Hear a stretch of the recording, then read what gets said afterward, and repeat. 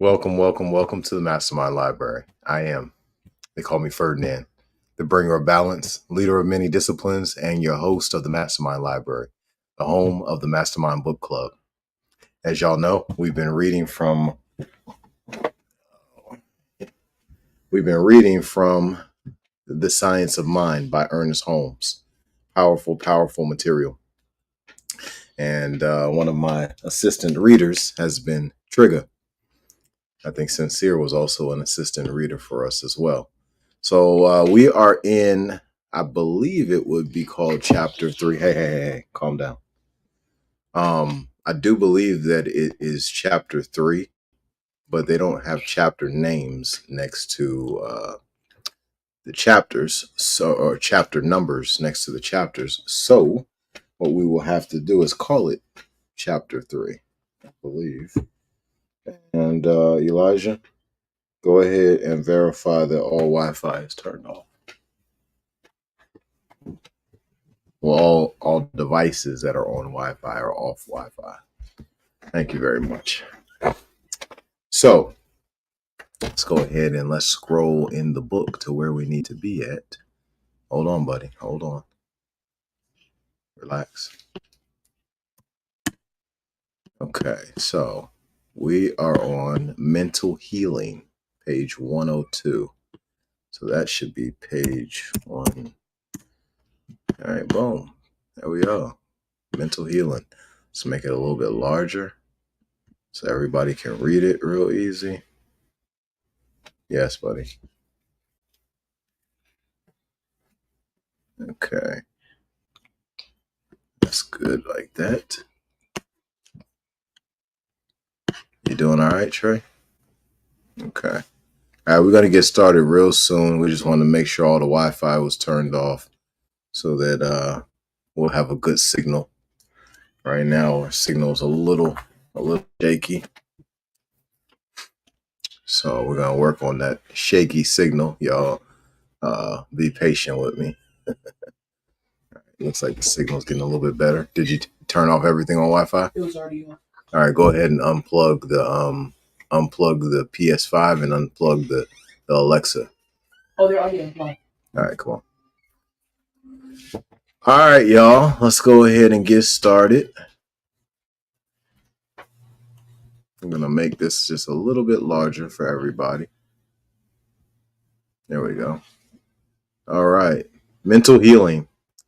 Whatever exists at all must be the result of a definite image of thought held in the mind of God or the Absolute, who is the cause of all.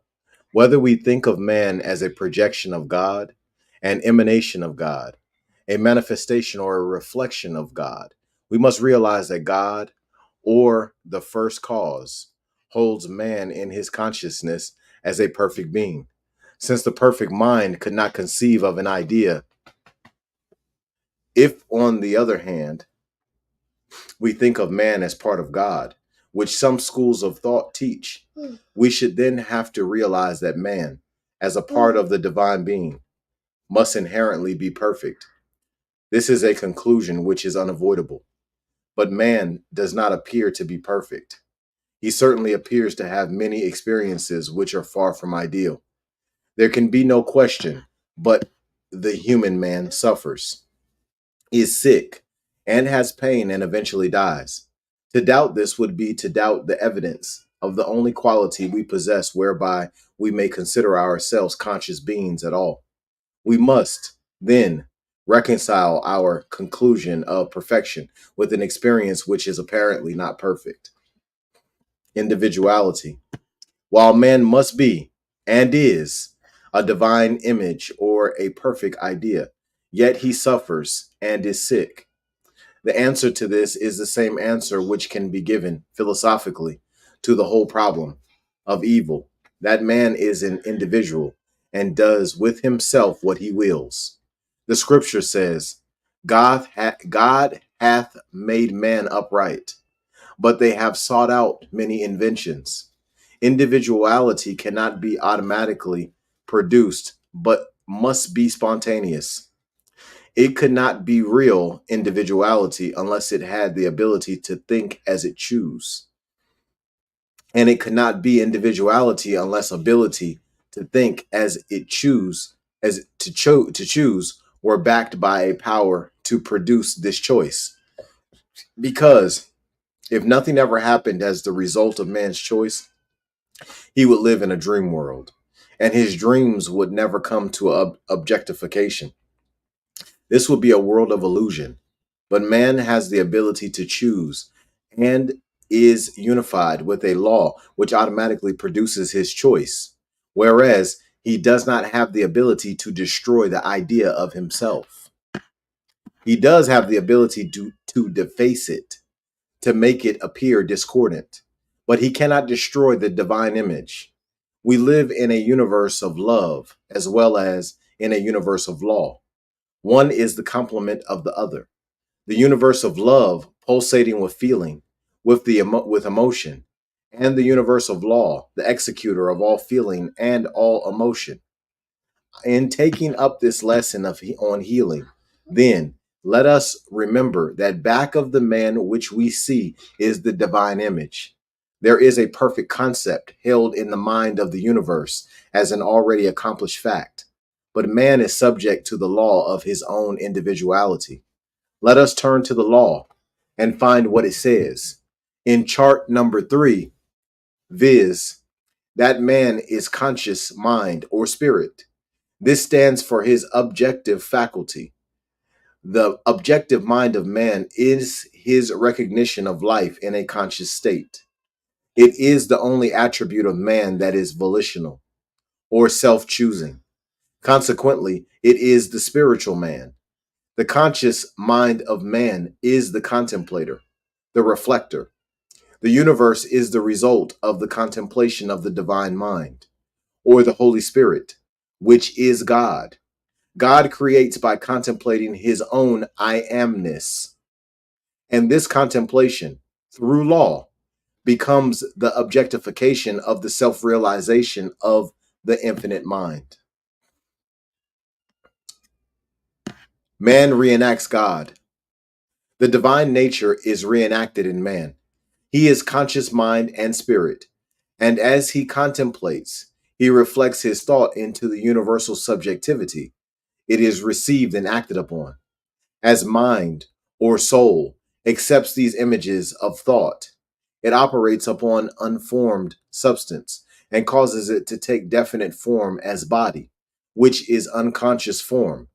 It becomes definite form, but the form itself is unconscious because it is made of immaterial substance. Body of itself, without mind, has no consciousness nor volition. Devoid of mentality, the body neither thinks, sees, hears, feels, touches, nor tastes. Take the mentality away from the body, and it becomes a corpse, having no conscious intelligence. It at once begins to disintegrate and to resolve again into the universal substance or unformed matter from which it came. Conscious thought or contemplation is a reflector, reflecting through mentality into matter, the forms which consciousness entertains. Although man is inherently a perfect idea, his individuality covers this idea with the forms of thought which he images. Of course, these forms of thought may or may not be conscious. Man comes into this life subjective to the race consciousness and with a belief in his own environment. As he unfolds his own personality, he begins to create new subjective thought. He thinks and observes, draws certain conclusions and deductions, and incorporates them within his mentality until, at last, they also become a part of the relative cause of his objective existence. Healing is accomplished by uncovering, neutralizing, and erasing false images of thought, and letting the perfect idea or ideal reflect itself through subjective mind into the body. When one realizes that everything is mind, and that nothing moves but mind, and that the only instrument of mind is thought, which is contemplation in some form or another, he will see that nothing can permanently heal but right thinking. It is the only permanent form of healing that is known, i.e., mental or spiritual healing. not limited by principle. Realizing that conscious thought operates through a power which is infinite, we see that there can be no limit to the power to heal, other than the limit of our ability to conceive that power as healing. We are limited not by principle, but by our ability to conceive perfection. Our thought can bring out a condition as perfect as we can conceive. Therefore, the man whose thought is the most godlike will be the best healer. That is why we cannot divorce true mental healing from true spiritual work. The man whose thought is the most godlike, i.e., the truest, the highest, the most noble, the most complete, the most peaceful, will be the best healer because his thought reflects a greater perfection. When thought reaches a higher degree of perfection, it will bring out a still greater development, i.e., as the race consciousness unfolds and evolves. Mental treatment is real. Never forget that the conscious mind is the only actor in the universe and in man, that the unconscious or subjective mind is compelled by reason of its nature to accept, and that it can never reject that the body is an effect with no intelligence of its own. We can now see that a mental treatment is a real, tangible, specific operation working in perfect accord with scientific law. When a practitioner treats anyone, he does not just hope that his patient will get well. He does not ask that he may be healed. He does not simply desire that he may be healed. He is busy doing a definite piece of mental work, bringing out in his own consciousness, in his own self contemplative conscious mind, and understanding that the patient is healed and is perfect. Treatment is the act, the art, and the science of inducing thought within the mentality of the one treating, which thought shall perceive that the body of the patient is a divine, spiritual, and perfect idea. Treatment does not necessarily treat every organ of the body specifically, but it does declare the body to be harmonious and that every specific idea within it is harmonious. It then pays special attention to what appears to be the physical disorder. As the result of this treatment, which the practitioner gives, subjective mind, which is universal and omnipresent, accepts the images of his thinking and reflects them in the direction that he specifies. He is not trying to send out a thought, hold a thought, or suggest a thought. Be sure that you differentiate between suggestion, which is all right, so far as it goes, but is limited, and real metaphysical healing.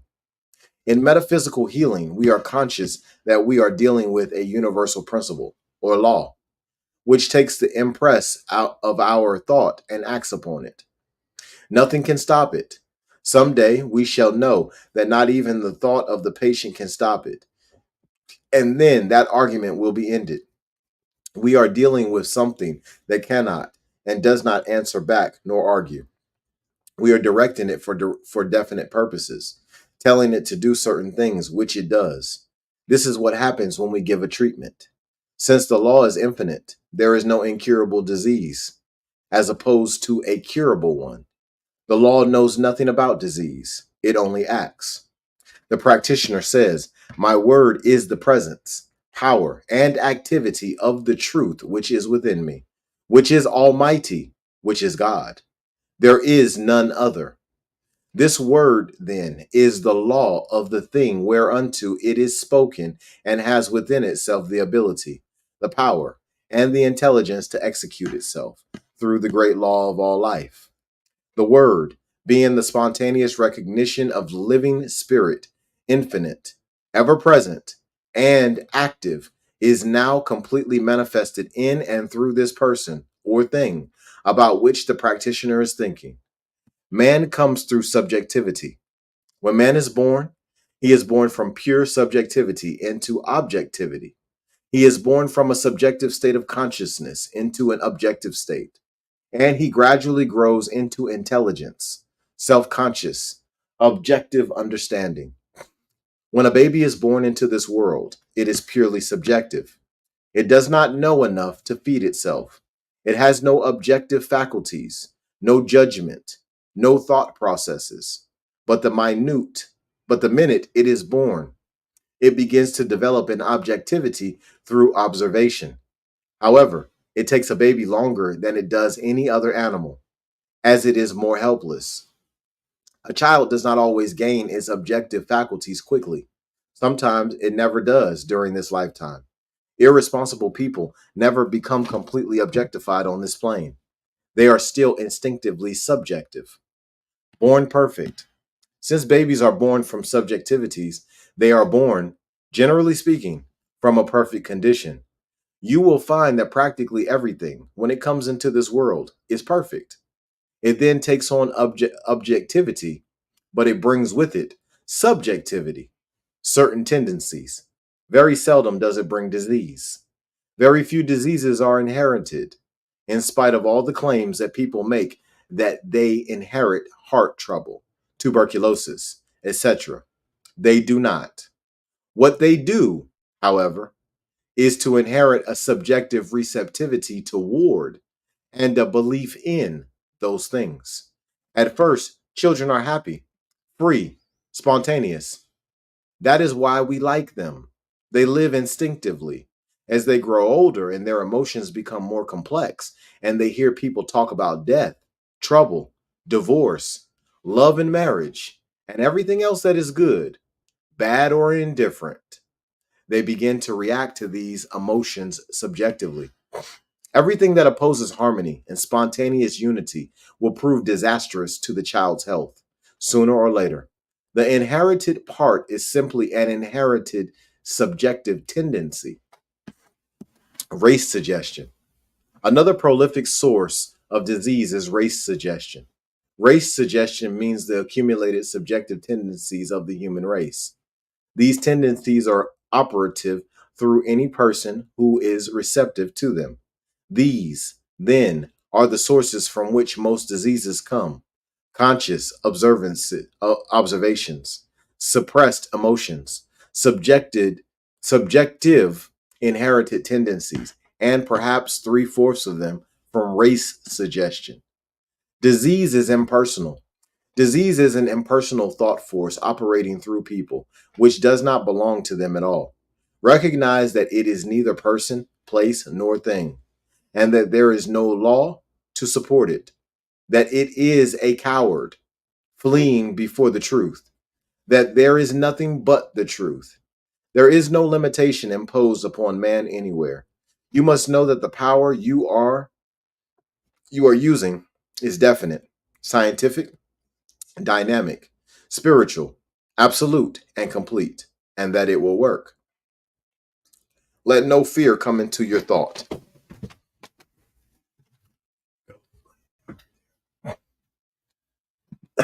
Let no fear come into your thought. Remember that nothing can come through consciousness into objectivity but such thoughts as you claim. The person who has clearly and subjectively realized the unity of mind, the unity of good, the presence of God, the absoluteness of his own being, the totality of things existing at the point of his own personality, is immune from mental suggestion. He can surround himself with an armor of protection so that false suggestion cannot enter. As a matter of fact, practically all the world is hypnotized through race concept. And what we need to do is to dehypnotize it. How to heal? Disease is mentally contagious through suggestion. So we must surround our patients with an aura or atmosphere of protection. This is nothing less than the realization of the presence and the power of God or spirit as their life, as the only life there is, as complete and perfect in them. First, recognize your own perfection. Then build up the same recognition for your patient. Then directly attack the thought that binds him, recognizing that your word destroys it, stating that it does, taking into account and specifically mentioning everything that needs to be changed, every so-called broken law or false thought. Then finish your treatment with a great realization of peace, sitting there a few moments in silent recognition that it is done, complete and perfect. The work must not be thought of as hard. And when we know that there is but one mind, we shall realize that it could not be hard. Mental treatment is a direct statement in mind of what we wish to have done and a complete realization that it is done. Mind is the actor. We recognize that everything is in mind and that nothing moves but mind, that intelligence is back of everything, acting through a thought force which is concrete, definite, and real. The reason people do not realize that mental healing is possible is that they do not understand the meaning of causation.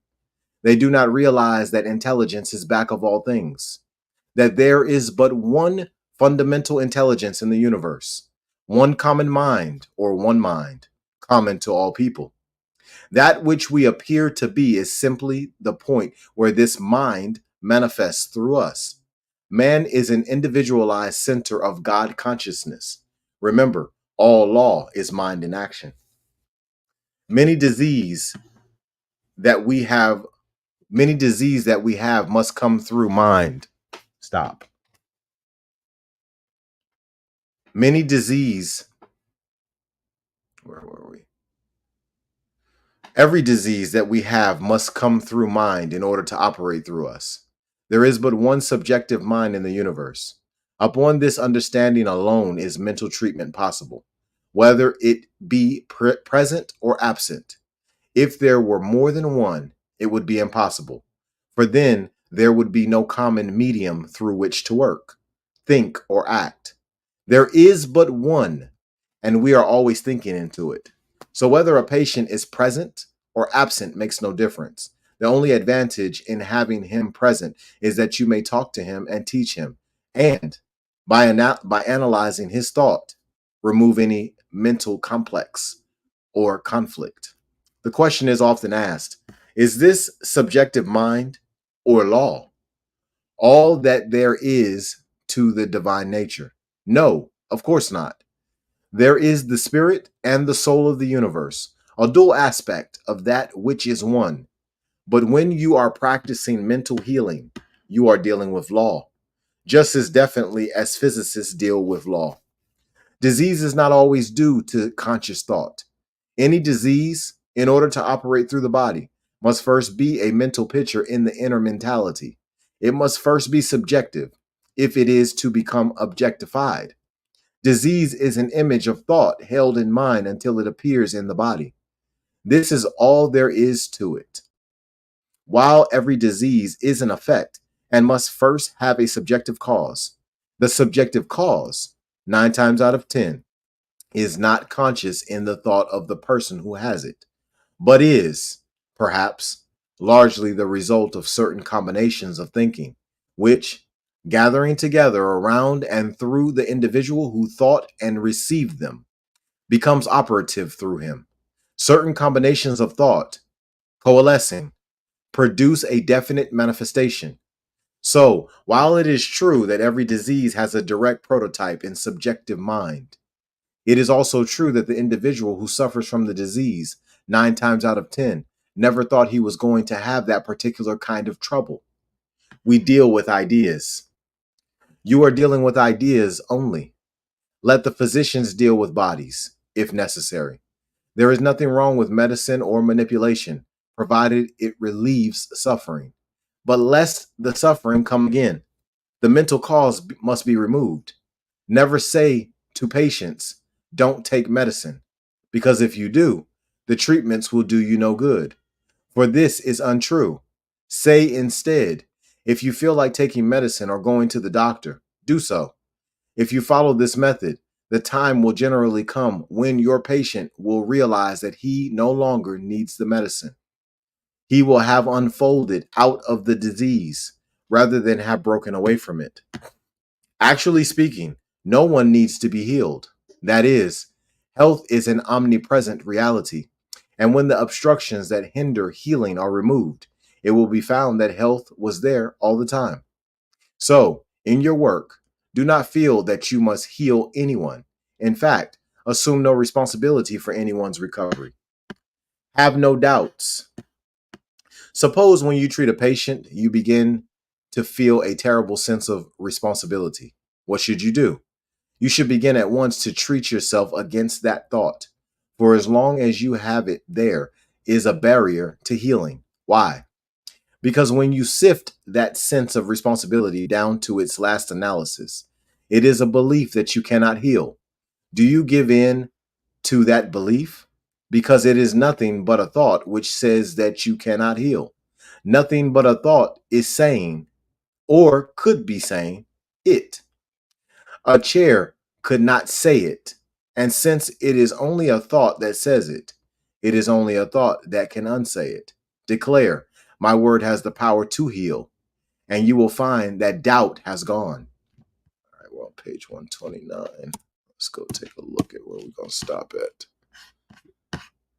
We are in mental healing, so we are stopping at the control of conditions.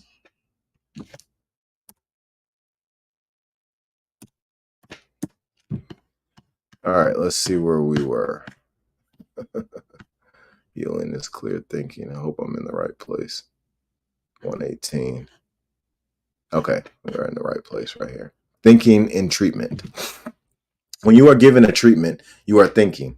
You are meeting, opposing, neutralizing, erasing, and obliterating all suppression, fear, doubt, failure, morbid emotion, and sense of loss, whatever the trouble may be. Every time your thought hits fairly and squarely, it erases just as definitely as one would erase a chalk line. Such is the mystery of appearance and disappearance. Why doesn't God heal us? Because we are independent. We have made ourselves sick, and we must heal ourselves. In the Great World War, 10 or 15 million people suffered agony, pain, sorrow, and grief. It staggers the imagination to conceive of it. But water was just as wet, and the birds sang just as sweetly through it all. Nothing happened, except in man's thought and act. He fought until he tired of fighting. Then he stopped. We will be sick until we tire of it. Then we will inquire into the cause, eliminate it, and be healed. Do not try to go beyond your understanding. Our understanding is not sufficient to enable us to set bones. And since we cannot walk on the water, we take a boat. We can go only as far as we know. Principle is infinite, but we can demonstrate only at the level of our own concept. If a man struggles against a habit, he is building up a mental resistance. But if he does not resist it while you treat him, he will soon find himself liberated. People say, I can't take off my glasses. Then wear them, but begin to make the declaration that there is one perfect vision seen through you. This is the truth. When this statement shall have become a subjective realization, you will be healed and will no longer need glasses. If a plaster will relieve, use it. If a pill does any good, take it. But gradually lead thought from where it is into the higher realms of consciousness where neither plasters nor pills are needed. What a practitioner must know. A practitioner knows that disease is mental. He not only knows this, he knows that disease is simply an impersonal thought force operating through whatever channel it may find. He knows that it is a direct thought force, that there is nothing but mind in the universe, nothing to move but intelligence. He is not dealing with a physical body, nor trying to heal a physical condition. Right here, let me mention that many people think they must put their hands onto the patients to heal them, that there is a certain magnetism potent in healing. This has nothing to do with the power of which we are talking. Magnetic healing is the transmission of vital energy from one body to another and soon exhausts itself. We treat man not as a patient, not as a physical body, not as a diseased condition. Neither do we treat the disease as belonging to him. The reason being that if we do, we will fasten the disease to him. We must not think of the disease as being connected with him or as part of him. The practitioner realizes that man is born of spirit and not of matter. Spirit is changeless, perfect, complete, and in every respect pure, undefiled, and uncontaminated. He realizes this until he sees his patient as a living embodiment of perfection. A practitioner, then, is one who, recognizing that there is nothing but mind to move, definitely, specifically, concretely, and consciously speaks from his objective mind into subjectivity and gives direction to law, which is the actor. Healing is clear thinking. Healing is the result of clear thinking and logical reasoning, which presents itself to consciousness and is acted upon it. It is a systematic process of reasoning which unearths the mental cause or idea underlying disease and presents the truth about man's being, thereby healing him. For instance, say to yourself, God is all there is. There is only one life. When you are treating, if there is any little point that is not clear, stop at once and go back to the last analysis of ultimate reality and absoluteness and build your whole argument upon it in order to get a clear consciousness. Repeat, God is all. There is only one power, intelligence, and consciousness in the universe. Only one presence. Now, that one presence cannot change. There is nothing for it to change into but itself. It is changeless, and it is my life now. It is in me now. Claim that no form of race suggestion, belief in limitation, subjective idea of limitation, thought of karma, fatalism, theology or hell, horoscope, or any such beliefs have power. Accept none of them. If you have ever believed in them, if you have ever believed that the stars govern you, or that your environment governs you, or that your opportunities govern you, if you have ever been led to believe by anyone that any of these things govern you, recognize that it is a hypnotic condition into which you have fallen and deny every one of them until there is no longer anything in you that believes in them. This is the way to get your consciousness clear. You see what it does? It induces a clear concept of reality which must reproduce itself. This process of clear thinking, if carried out every day, would heal any disease because it would bring a complete recognition of life. Only one law. The thing that makes you sick can heal you.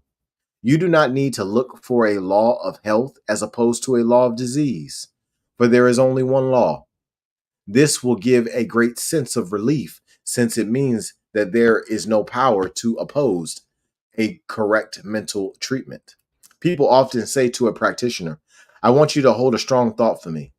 This is a misconception, for there are no strong and weak thoughts in this sense. The most powerful thought is the one that carries the greatest conviction with it. We do not hold thoughts. We simply think them and let mind operate upon them. People often say, it must be a drain to treat so many people. I should think that your willpower would become exhausted. This also is a misconception, for willpower has nothing whatever to do with real mental healing. Its use would imply that the practitioner exercises a personal thought force over his patient. This is false suggestion, which is always some form of hypnotism. No sensation in treatments. It is sometimes thought that in giving or receiving a treatment, one must experience some physical sensation. A patient sometimes says, after having received a treatment, I felt nothing during the treatment. It is not necessary that the patient should feel anything during the treatment. Neither is it necessary that the practitioner should feel anything other than the truth about the words that he speaks. When we plant a seed in the ground, we do not have a great sensation, and it is not probable that the soil has any sensation. But the seed, planted in the creative soil, will, nevertheless, produce a plant. What is true on one plane is true on all. Know that you are doing things just as definitely as the gardener. It is the person who knows what he is doing who gets results. How to remove doubt. All thoughts of doubt concerning one's ability to heal from the belief that it is the personality which does the healing and not the law. Never say, I am not good enough to heal, or I do not know enough to heal, or I haven't I haven't understanding enough to heal. Know that you are dealing with law and that it is the actor. Recognize all such arguments as some form of suggestion and refuse to let them operate through you. You can heal, but you must know that you can. The day will come when the entire world will believe the truth because of the great neutralizing power which it is exercising upon the race consciousness. The truth demonstrates itself. The reason people do not get better results is that they do not understand that principle works independently. The truth demonstrates itself. At the root of everyone's personality, there is one common mind. There is but one subjectivity in the universe, and all use it. Think of yourself as being in mind, as a sponge is in the water. You are in it, and it is in you. Disease is mental. Every disease that comes up through subjectivity or appears in the body must come up through mind. Bodies of themselves do not get sick. For instance, when the life principle deserts the body, it is what we call a corpse, a lifeless and inanimate thing.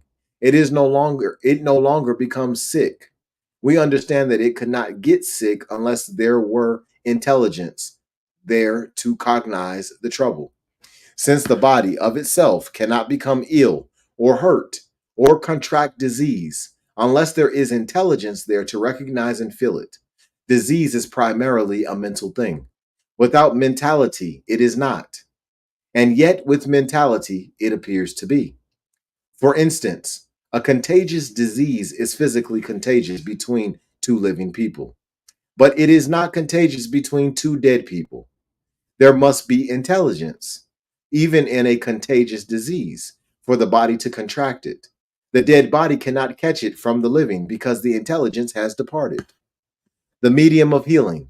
The thing to remember always is that there is just one subjective mind in the universe. This is a point that people often do not realize, and because they do not, they cannot see how a person may be treated without touching him, or that a person can be healed at a distance through absent treatment.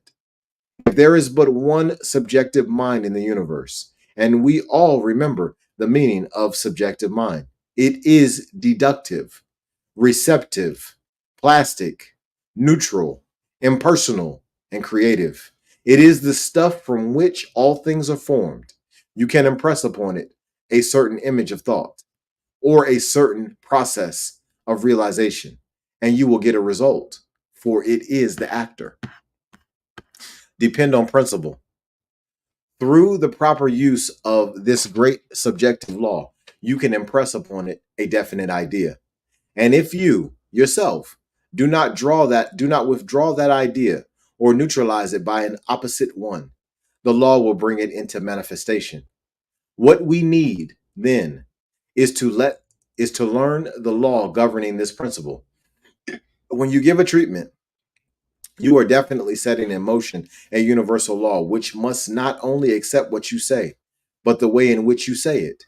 If your treatment is given with a sense of struggle, it will manifest that way. If it is given with a sense of peace, then it will manifest in that manner.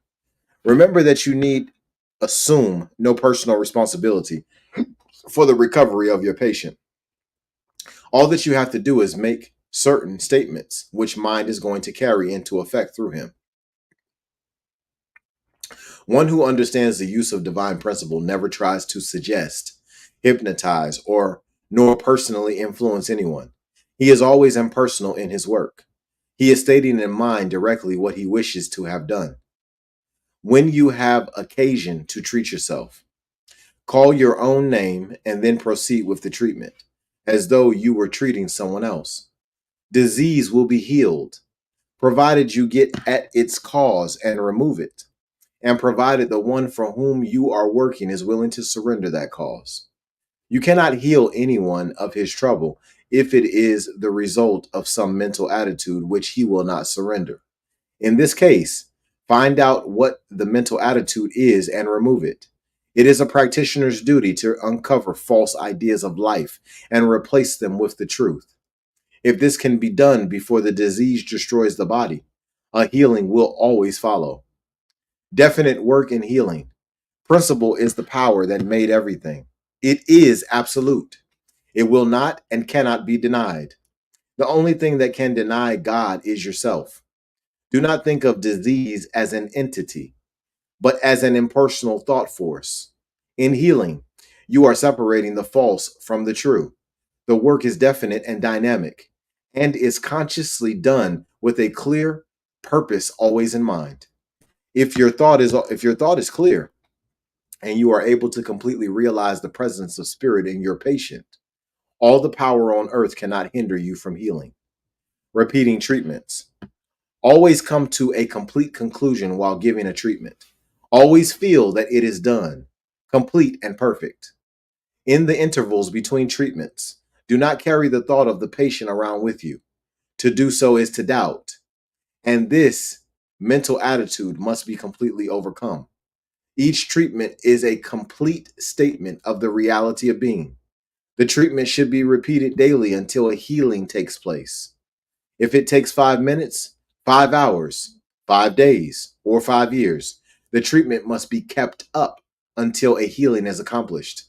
This is the only method that we know. It is not enough to say that everything is all right. This is true in principle, but in fact, it is only as true as we make it. Treat until you get results. A healing takes place when the patient is no longer sick. And until that time, mental work must be done. Remove the complex.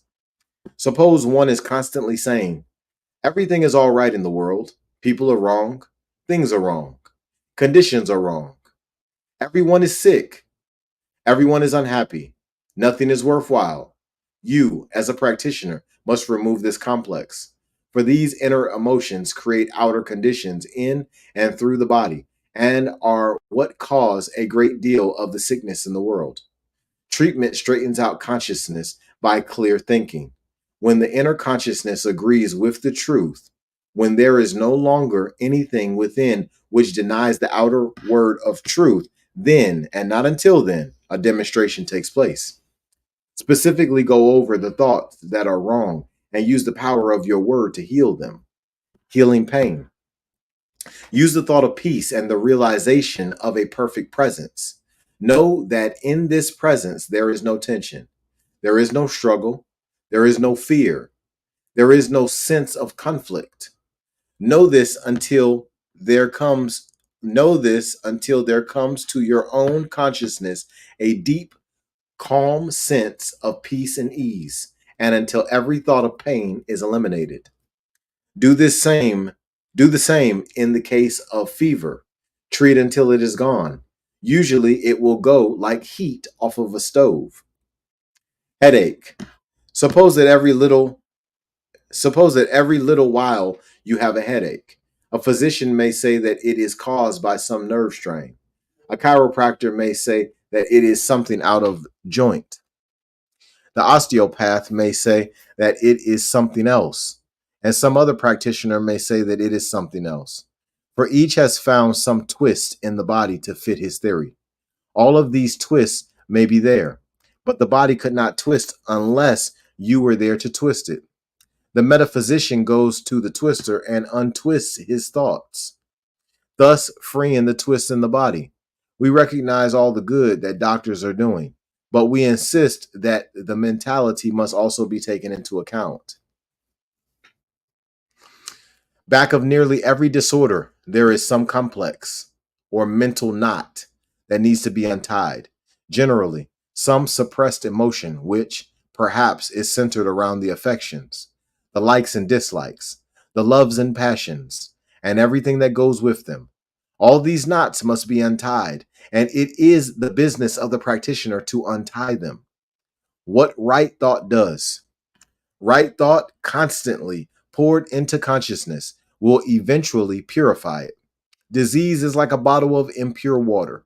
Healing might be likened to the process of dropping pure water into the bottle, a drop at a time, until the whole is clean and pure. Someone might ask why the bottle could not be turned upside down and at once drain out all the impurities. Sometimes this happens, but not often. Meanwhile, A drop at a time will finally eliminate the impurities and produce a healing. In treating, go beyond the disease and simply and supply a spiritual consciousness. Never leave a person without the great realization of life and love, of God and perfection, of truth and wisdom, of power and reality. Since the divine presence in and through the patient at all times. Since the divine presence in and through the patient at all times. How habits are healed. What is a habit? A habit is a form that desire takes. It is a desire for something that will give satisfaction. At the root of all habit is one basic thing, the desire to express life. There is an urge to express in all people, and this urge, operating through the channels of creative mind, looses energy and into action and compels the individual to do something. Back of all desire is the impulse of spirit to express. In man, this impulse must express at the level of his consciousness. For each, for the joy of the working, and each in his separate star shall paint the thing as he sees it for the God of things as they are. Some express constructively and some destructively. Suppose a man who has the liquor habit comes to you to be healed. You would not pray that he be healed, for you would know that you are dealing with a man who has the desire to express life and who thinks that he must express it in terms of intoxication. He once thought his expressed reality to him. He now knows that it does not. But he has not the will power to stop. For the habit has appeared to take complete possession of him. It is well to remember that unless we control thought, it will control us. In giving the treatment, first recognize who and what he is, saying something like, he is the full and complete expression of the truth, and as such, he is free from any sense of limitation. He is free from any delusion or fear of delusion. He knows that the spirit of truth within him is complete and always satisfied. That thing which calls itself the liquor habit has no power over him and cannot operate through him. By the power of this word, it is now completely destroyed and forever obliterated. Then we see him free and satisfied. Wait until you, yourself, are sure of the statements made, realizing that the work is done. This is the treatment. The seed of thought. Whether we say our thought goes out or whether we say it is operated upon by principle makes no difference. It is very evident that until a thought is created, there is no operation. For instance, a person is sick and he remains sick until someone knows that he is well. It is very evident, then, that as the result of someone's thinking, he is healed. We know that the thinking sets in motion some law. Whether the word used heals or whether it simply sets the law in motion really makes no difference. The practitioner is in the same mind in which his patient lives. Consequently, since each is in one mind, the patient is sick in the same medium and in the same medium and in a certain sense in the same mind in which the practitioner lives. And because this mind is indivisible, the practitioner can, in his own mentality, reach the thought which causes the patient to be sick. Whether we say he sends out a thought or whether he simply thinks a thought makes no difference. The simplest way is to say that the practitioner realizes within himself upon the one mind through the one medium in the one law. The practitioner realizes a certain truth for his patient within himself. Therefore, he sets the law in motion for his patient. The operation of this law may be thought of as the same as that of the law whereby water reaches its own level by its own height. The practitioner knows within himself, and that self-knowingness rises into the consciousness of his patient. So we do not have to worry about sending out thoughts. It is just like planting a seed in the ground. The practitioner sows the seed and the creative mind produces the plant.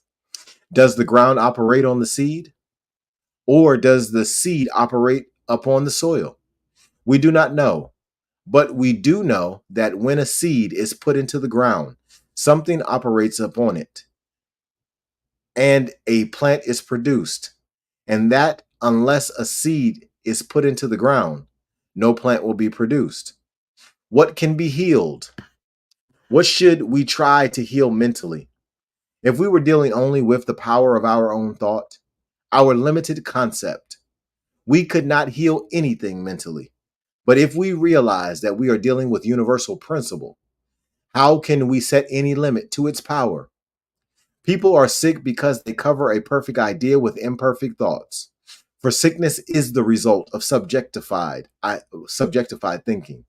Everything which the objective mind has consciously thought has fallen into the subjective. All suggestions received have also fallen into the subjective thought. These suggestions may or may not have been consciously received. This will explain why people may be taken sick with diseases of which they never heard. Somewhere on the subjective side of thought, certain forces have been set in motion, which, when objectified, produce certain conditions. Why people get tired? Let a person say to himself, I have overworked. And at once there will come up through his consciousness a belief in weariness. People who are constantly complaining of being tired are simply hypnotized into this belief through the law of race suggestion. Suppose one had dropped complexes into his subjective thought. Suppose desires had torn him and conflicts had entered into his life. What would have happened? He would have been continually dropping opposing thoughts and concepts into his mentality. And as the mental action took place, they might produce a twisted body. And if over chaotic, they might produce what is called nervous prostration. It would not, however, be the body that was sick, but would be a condition brought about through wrong thought. Now, if subjective thought were a thing apart from us, if we did not have conscious access to it, we could not change it. But being the result of the way thought has worked, we can consciously change it. If this were not true, mental healing, if this were not true, mental healing would be impossible. The idea must take form. Healing then takes place to the degree that we send down the right kind of thoughts into subjectivity. This does not mean that we must sit around holding thoughts. We do not hold a seed in our hand when we wish to plant it. And it is the same in healing. We do not hold the thought, but seek to realize it and let it work. By thinking consciously and with deep feeling, we implant the right idea in mind, and mind reproduces this idea as effect in the body. We must realize that we are using a power compared to which the united intelligence of the human race is as nothing. This should not seem strange, for we know that the united intelligence of the entire race cannot produce a single rosebud. Yet any gardener may produce as many roses as he wishes, if he goes about it in the right way. We must remember that what is true on one plane is true on all. Involution and evolution are the law, cause and effect. The practitioner involves an idea in mind. It is law and must operate. If one wishes to treat a patient, he must first treat himself. As he treats himself, that is, as he treats his own mentality, which is simply a point in mind, he reaches the mentality of his patient. The practitioner cannot erase the thought in the patient's mentality until he has first neutralized the idea in his own mind. Resolve things into thoughts. A treatment is a specific thing. If you are treating someone against the belief in scarlet fever, you are making your word operate in such a way as to neutralize a belief in this disease. Each treatment must have, in itself, everything necessary to cover the case. When you treat, resolve things into thoughts, bodies, people, objects, and all things. Having resolved everything into thoughts, know that disease is neither person, place, nor thing. It has no location, does not belong to anyone, cannot operate through anyone. It is not believed in by anyone. Know that it is a false belief, a false image with no power. Know that the whole thing is mental, then mentally dissolve it. Healing insanity. In treating someone whose mind appears to be deranged, realize that there is but one mind, which mind is God and is perfect. This is the only thing that is. It is the mind of your patient. It is your own mind. This mind, being a complete, perfect, and indivisible whole, cannot labor under a delusion, cannot, for one moment, lose its self-consciousness. After you have realized this truth about life, realize that it is also true about the one you are treating. His thought is perfect. If you have this realization in your own mentality, knowing there is just the one mind, there will be no doubts or confusions, and the mentality of the patient will cease to be deranged. What a practitioner does. What a practitioner really does is to take his patient, the disease, and everything that appears to be wrong right into his own mentality. And here he dissolves all false appearances and all erroneous conclusions. He takes the condition, not as a reality, but as a belief. And right at the center of his own being, he neutralizes the whole false thought, thus healing the condition. The more completely the practitioner is convinced of the power of his own word, the more power his word will have. There must be a complete realization that the power of the word, operating as the truth and the reality of being, can do all things.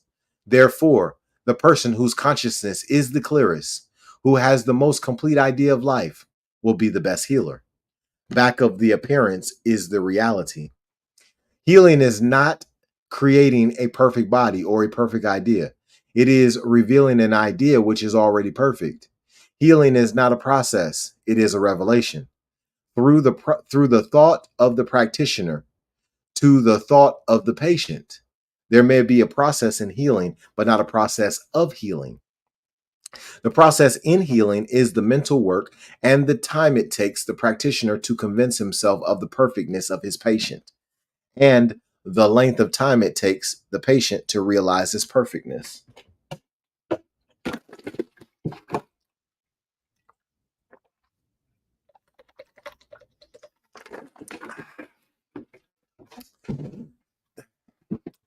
It is necessary that the practitioner realize a perfect body. He cannot realize this unless he has already become convinced that the perfect body is there. If he has come to this conclusion, he must not deny it. There is a perfect heart and a perfect idea of heart. There is a perfect head and a perfect idea of head. Perfect lungs and a perfect idea of lungs. The practitioner must realize that back of the appearance is the reality, and it is his business to uncover this reality. He does this through a process of obliterating false thought. He must deny false conclusions, bring out the evidence of perfection, and produce the healing. Disease is a fact, but not a truth. It is an experience, but not a reality. Seeing perfection. When Jesus said to the man, "Stretch forth thine hand," he undoubtedly saw a perfect hand. Did he see the without or the within as a perfect being, as being perfect? If everything is mental, and if he saw an imperfect hand instead of a perfect one, no good result could have come through his seeing. According to the law of cause and effect, this is true of all demonstration and healing. A practitioner does not treat a sick man. If he does, he not only will not heal him, but he might become sick himself. The reason for this is simple. He will have entered into the vibration of the patient's thought and will himself experience the results of that vibration. This is an experience that many have when they first begin to practice. They take on the conditions of their patients. So, from what we know, Jesus must have seen only the perfect hand, even though he might have recognized the false condition. As far as his word of healing was concerned, it must have been a recognition of perfection, else it could not have healed. We must think of the subjective state of our thought as our atmosphere in the universal mind. For we cannot separate ourselves from the universe. There is but one mind, and we are in it. We are in it as intelligence. It accepts our thought and acts upon it. Destructive emotions, desires, or ideas, unless they are neutralized, will grow into some bodily condition and may produce disease. Disease is thought manifested, no matter what the disease may be.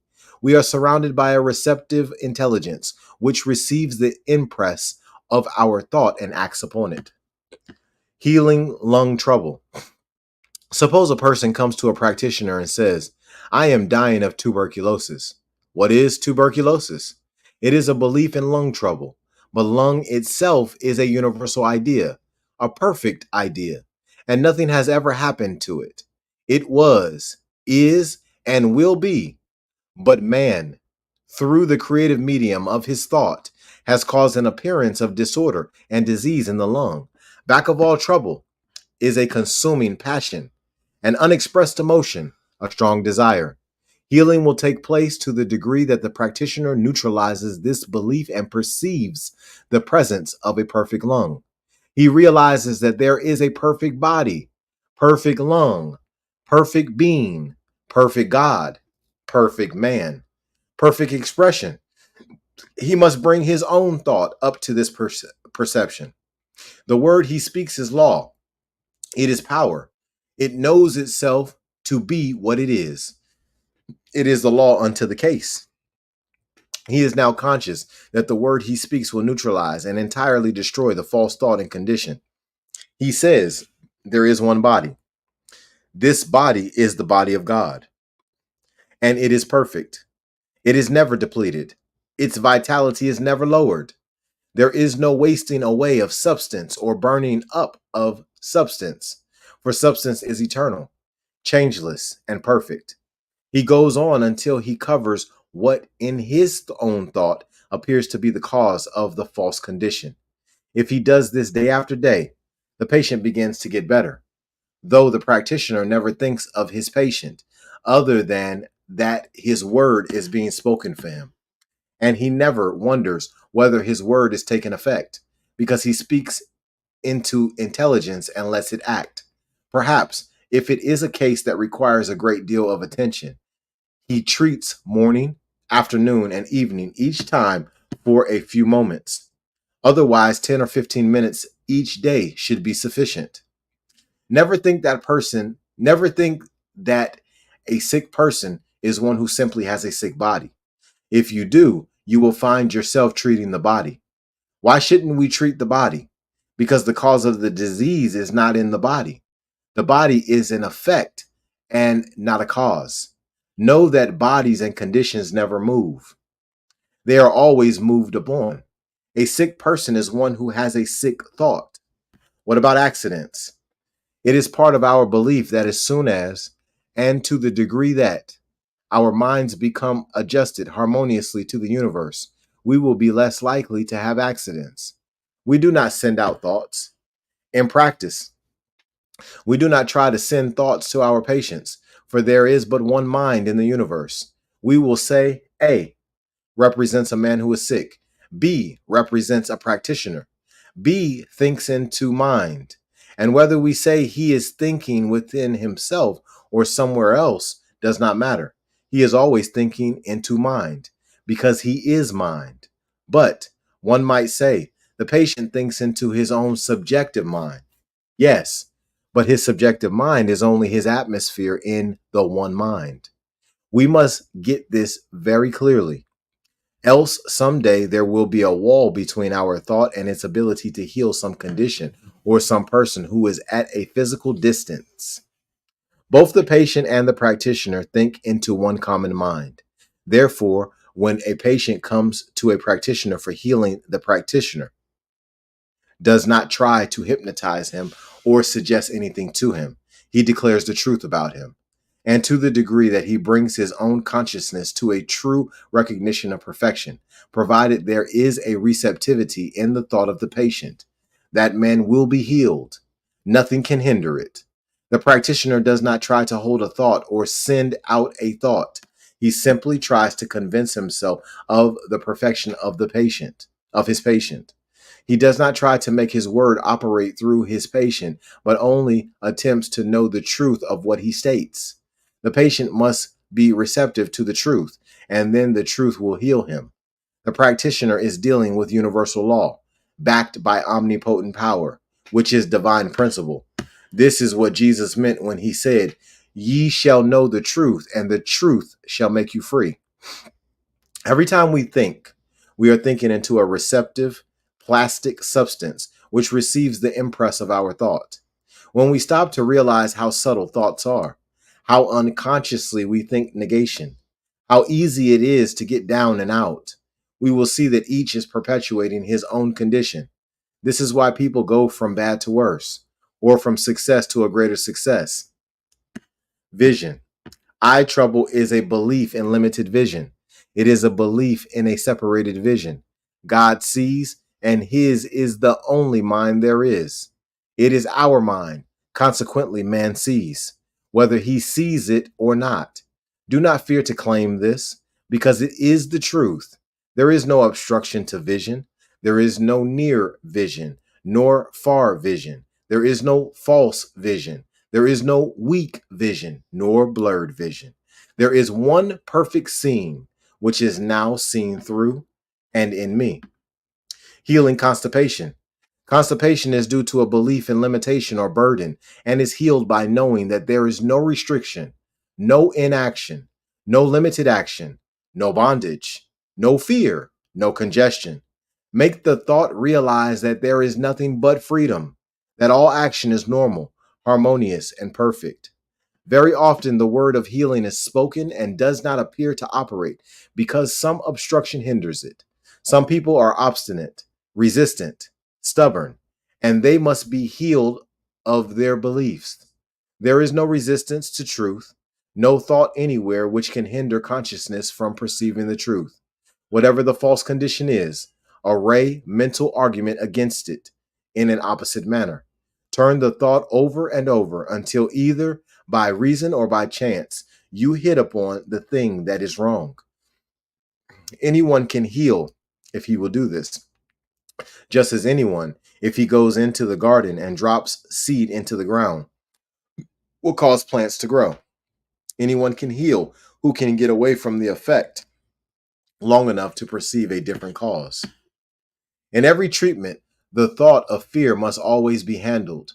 One should realize that there is no fear, nothing to be afraid of, and that fear cannot operate through man.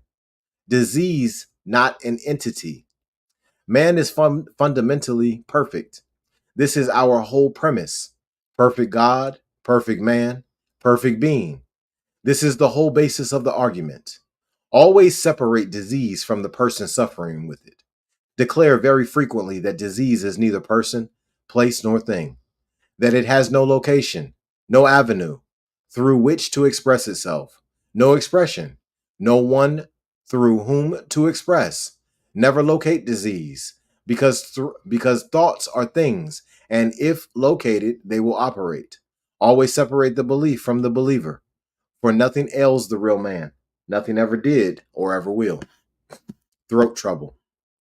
In treating throat trouble, the thought to handle is sensitiveness.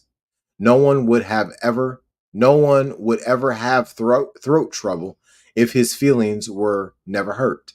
You heal a person of sensitiveness by teaching him that no one desires to hurt him, and that no one could if he did so desire. When one becomes really individualized, his feelings cannot be hurt, for he will feel complete within himself. Congestion. In colds, congestion, and like conditions, the thought to heal is confusion. There should be a consciousness of poise, a recognition of peace. And when this comes into the individual's experience, he will no longer have colds. Paralysis. People could be healed of all forms of paralysis through the elimination of the belief in bondage. Use the thought that life cannot become paralyzed or inactive. As in constipation, there is a thought of restriction back of the thought of paralysis. And often there is a very emotional nature to deal with. And often, though not always, a lot of stubbornness and resistance to heal. Growth. If the thought of false growths can be erased, the manifestation can be healed. Declare, every plant which my heavenly Father hath not planted shall be uprooted, shall be rooted up. The heavenly Father is the reality of man and his eternal presence and perfection. Dissolve the idea of false growths by knowing that there is nothing for them to feed upon. Erase the belief in your own mentality and you will remove it from the mentality of your patient and thereby heal his body. Treating children. In the case of children, remember that the thoughts of the parents influence the child. We will suppose the child's mother is constantly saying, the poor thing, the poor, little, sick thing. From the human standpoint, this is natural, but it makes the child sick just the same. No matter how loving it may be, this is called unconscious or innocent malpractice. It is malpractice because it is the wrong use of thought. Innocent because it is not intended to harm. Unconscious because she doesn't know what she is doing. Ignorant because she doesn't know the results of such mental action. In such a case, the practitioner must realize that there is no mental influence operating through the child, except a belief in perfection. Power of the word. Be specific in treating. Be definite in directing your mental work. You are dealing with intelligence, so deal with it intelligently. The treatment must realize the patient as perfect, must recognize the word as power, must know that it breaks down every man-made law and casts it out, that it is the law of harmony and the recognition of the presence of good, that within itself it is unbounded and equipped with the power to execute itself. And it must know that it does this. It must know that there is nothing that can change it, that there is no belief which can hinder it, that it cannot be reversed, mislaid, misplaced, neutralized, or destroyed by any opposing force, but that it does the thing that it is supposed to do. And it must know that it is continuous and will operate until it does all that it is supposed to do. Jesus said, heaven and earth shall pass away, but my words shall not pass away. Isaiah understood something of this when he said, so shall my word be that goeth forth out of my mouth. It shall not return unto me void. No age. There are certain thoughts that should always be handled, such as thoughts of race suggestion, inherited tendencies, prenatal conditions, environment, and mental influences and suggestion. A treatment must be so formulated as to recognize that there is but one mind. Consequently, no thought can flow through it of depression, fear, or suggestion of imperfection. Man is birthless, deathless, ageless spirit, and this should be the consciousness of our work. This leaves nothing to be reborn. This leaves nothing to be born, mature, decay, and die. When this thought shall be made clear in the consciousness of the race, people will no longer grow old. Life cannot grow old. It is always the same. Memory, Locke, in human understanding, defines memory as the power to revive again in our minds those ideas which, after imprinting, have disappeared or have been, as it were, laid aside out of sight. Memory is the ability to remember things that have happened. Therefore, if something happened 2 years ago, of which we are not at present thinking, we can remember it because it is in our subjective thought. We say that we are getting absent-minded, which means that we cannot recall thoughts. A person may be healed of this belief by knowing that the one mind never forgets itself. The mind is our mind now. Guidance in treating. If in treating it seems impossible to know just what thought to handle, it is well to be still and know that intelligence within will tell you what to say and how to say it. By doing this, some idea will come and you will find that by using it, you will reach the case.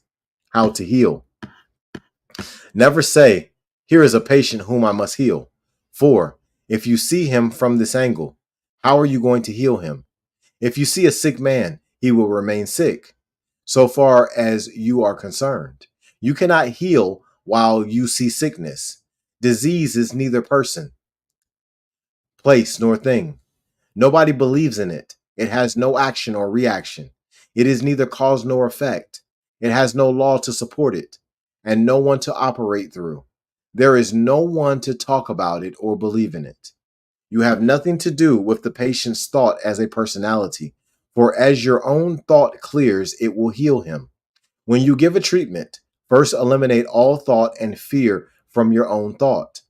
Realize that you are a divine idea and that your word is the law unto the thing unto which it is spoken.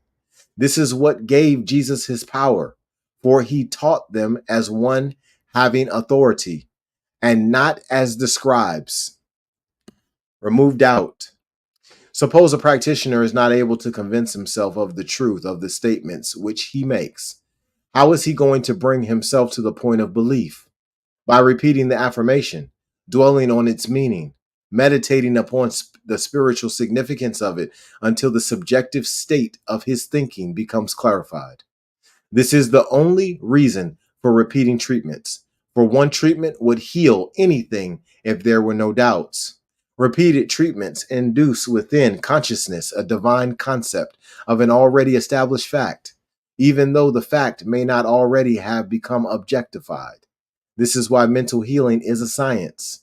There is no room for doubt in a treatment. Realize that you treat your understanding through the law. Never say, I am not good enough to treat. There are no good, better, and best. This is a delusion, for one is as good as another in the truth. Do not allow yourself to become superstitious, for you are dealing with a normal, natural law in the mental and spiritual world. This law is just as real as any other known law. Don't say, I am not sure that I have enough power to treat. You cannot heal with this mental attitude. Say, as I let fall the forms of my thought, they are operated upon by principles I believe. This is the law of God, the law of man, and the law of the universe. Never say, this disease is hard to heal while another is easy. If you find yourself saying this, at once heal yourself. This comes from a belief that we are dealing with a limited power. No fear. Suppose when you begin to treat, a great surge of fear comes over you and attempts to tell you that you cannot give a good treatment. The thing to do is to treat this fear as a suggestion which has no power and which cannot convince you that you lack the power to heal. Say, there is nothing in me which can doubt my ability to heal. This will neutralize the fear and free the effort to accomplish. How do we know when we have treated a patient long enough? When he is well, he will need no more treatments. Until this time comes, treat every day for a realization of perfection. Does it make any difference whether or not the patient is taking medicine? Not a bit. If this form of healing gives him any relief, let him have it. We all need all the relief we can get. The patient is healed when he no longer needs medicine. Forget the medicine and heal him mentally, and he will no longer take pills. Some think that they dishonor God when they take a pill. God knows nothing about pills. This is superstition, pure and simple, mostly simple. Discard all such thoughts and give your entire attention to realizing perfection for your patient. Healing is not accomplished through willpower, but by knowing the truth. This truth is that man is already perfect, no matter what the appearance may be. Holding thoughts has nothing to do with treatment. If you find, when you begin to give treatments, that the process gives you a headache, know that you are doing your work on the mental plane and not through spiritual realization. A treatment should leave the practitioner in a better condition than before he gave it. Otherwise, it is not a good one. One might ask, is all disease a thought held in the conscious mind of the patient? No, not necessarily. It may be a subconscious thought, or it may be the result of many thoughts which, gathered together, produce a definite result. Psychoanalysis. It may be necessary for the practitioner to diagnose the thought of his patient. In fact, this is one of the main points in healing. This is psychoanalysis, from psyche or soul. Psychoanalysis is the analysis of the soul or subjective mind. Its teaching is that within the soul or subjective mind, all the seeds of our thought fall, and that most of man's physical troubles are caused by some conflict of the emotions and the will. The conscious mind, desiring certain things which it cannot have, sends into the subjective thought opposing desires, which conflict with each other and mentally tear or bind. And as they manifest in the body, they produce disease. It is claimed that 70% of all diseases are the results of suppressed emotions. These emotions are not necessarily sex emotions, but may be any suppressed desires. These suppressed emotions cause what are called complexes. It is probable that when Jesus forgave the man his sins, he realized that the man had a complex of condemnation within himself. The sense of condemnation within the race holds about itself, weights it down, and it must be removed.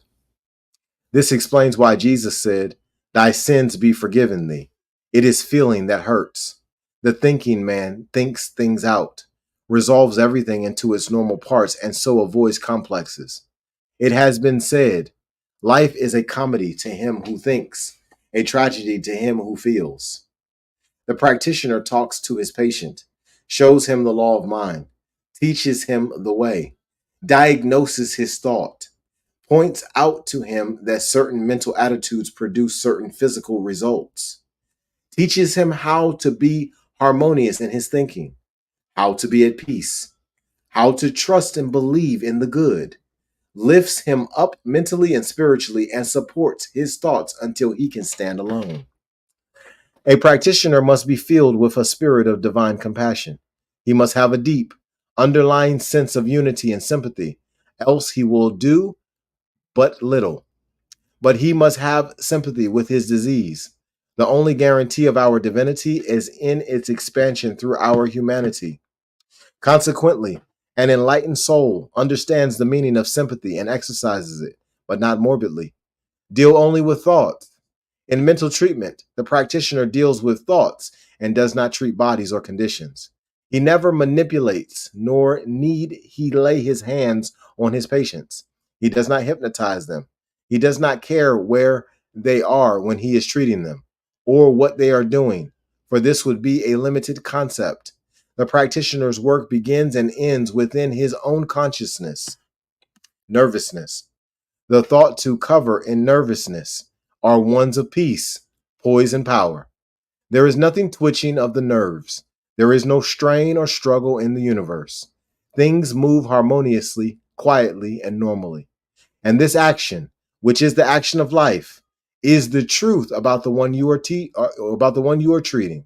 A treatment lasts until the one treating is convinced of the truth, which he states. It might last 1 minute or 1 hour or longer. Stammering. The treatment for stammering is one that covers the idea of correct speech. Speech is the word of God and cannot become impaired, but must be a flow from that one life which knows itself to be what it is. Speech is perfect. Argument and treatment. Just a word about argument and treatment. We do not argue to make principle work, but to convince our own thought that it already is operating. To sum up the idea of treating, then, you are conscious mind. Your patient is conscious mind. He has thought or is thinking, or there has been thought through him, consciously or unconsciously, an idea of imperfection.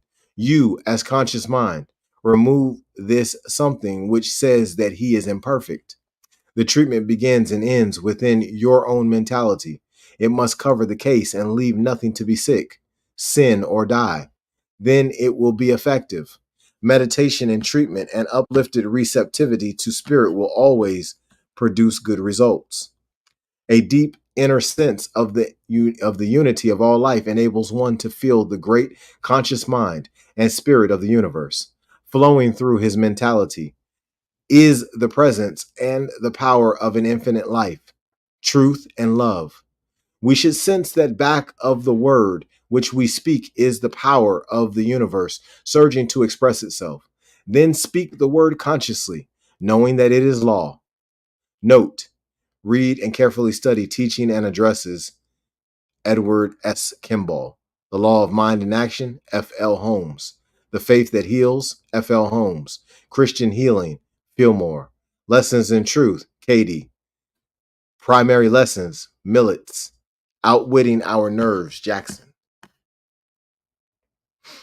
Okay, I think we're getting close to... Yeah, we are. We're getting close. Recapitalization. Sickness is an experience, but not an ultimate reality. It is an effect and not a cause. The body, devoid of mentality, could neither know nor have sensation. It is entirely an effect. The body is made of the same unthinking stuff from which all creation is formed. Instinctive man is perfect, but his individual use of life and law enables him to cover a perfect idea with an apparently imperfect cloak.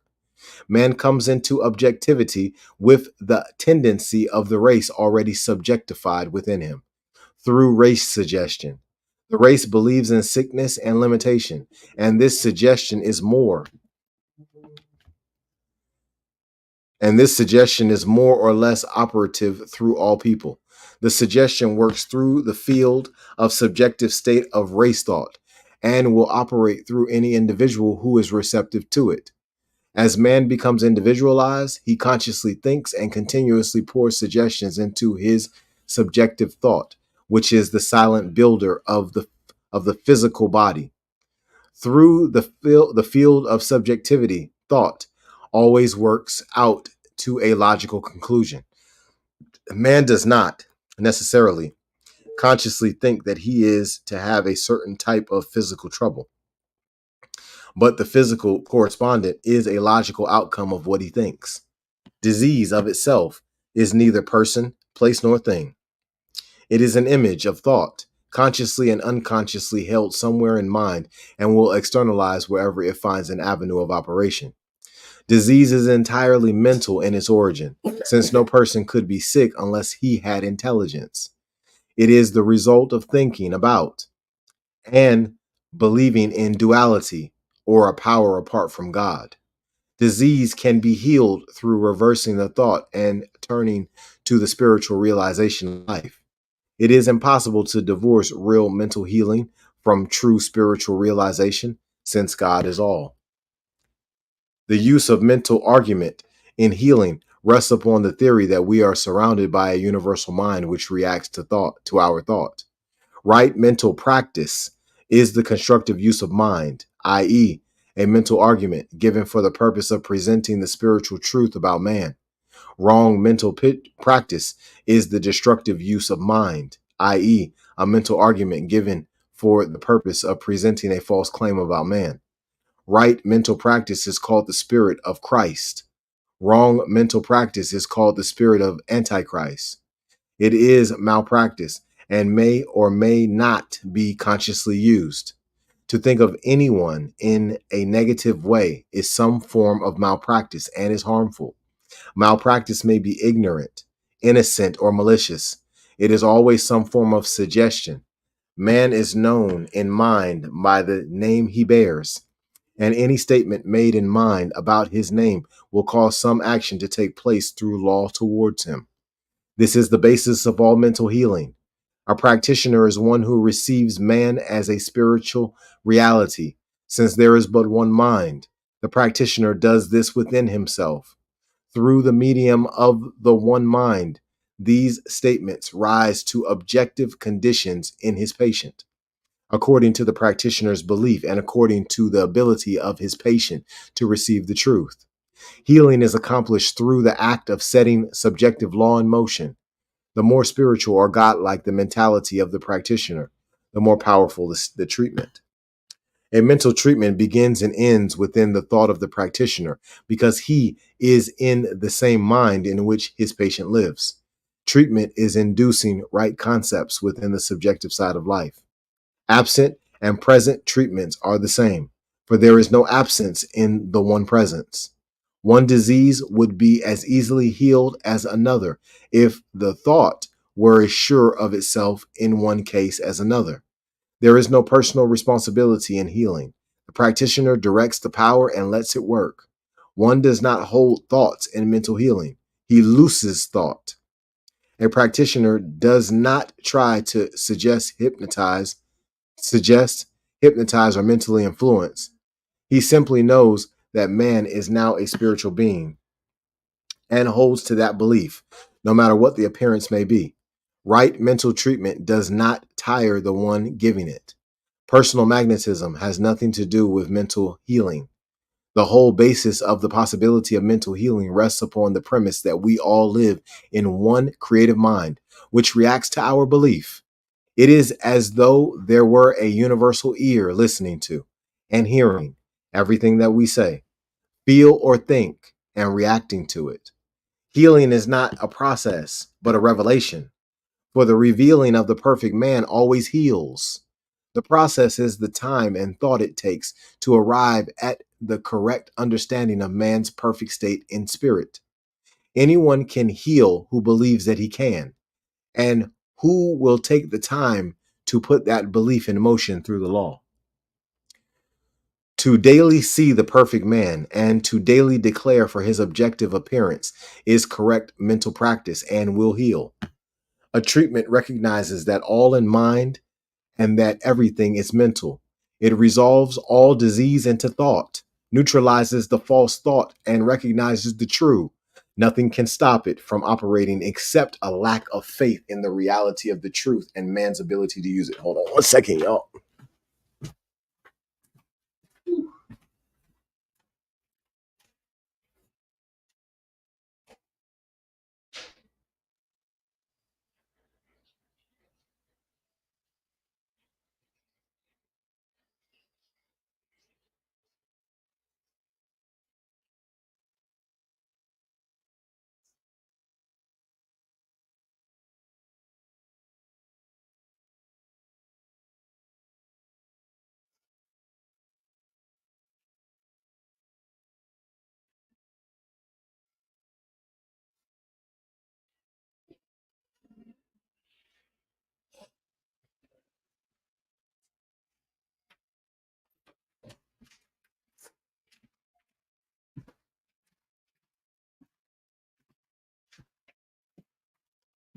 All right.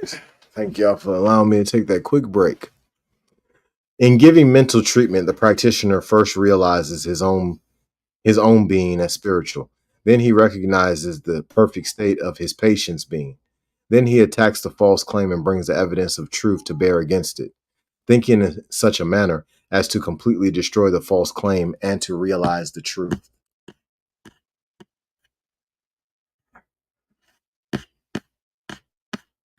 Okay, so this should be, actually, I think this is where we end it. Control of conditions. Let's take a look. Yep, the control of conditions. So let's go back to where we were.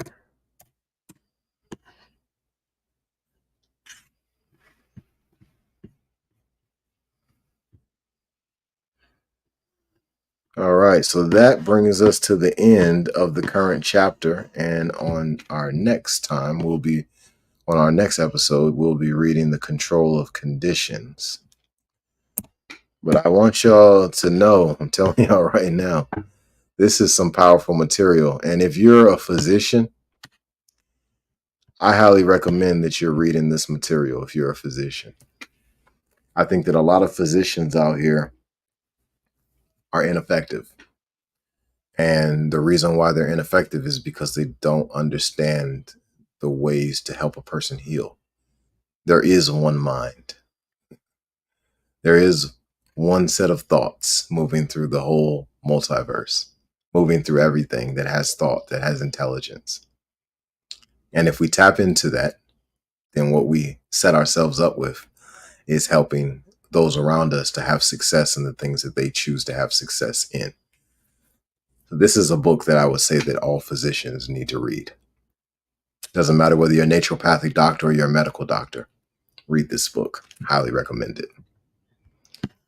All right. Y'all be blessed. Until next time, expose your gift.